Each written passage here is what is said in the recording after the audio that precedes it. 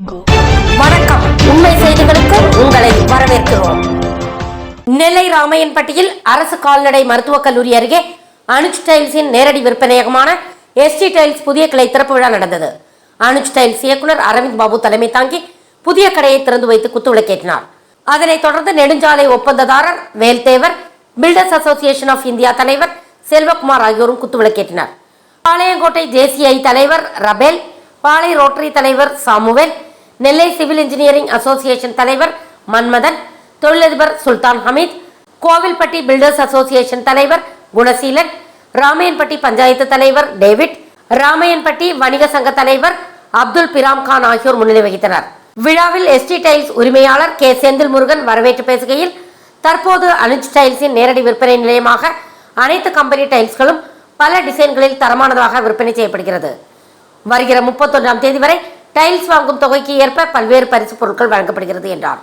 விழாவில் தொழிலதிபர்கள், அரிமா சங்க நிர்வாகிகள், PNI நிர்வாகிகள், நோட்டரி நிர்வாகிகள், கடை ஊழியர்கள், வாடிக்கையாளர்கள் கலந்து கொண்டனர்.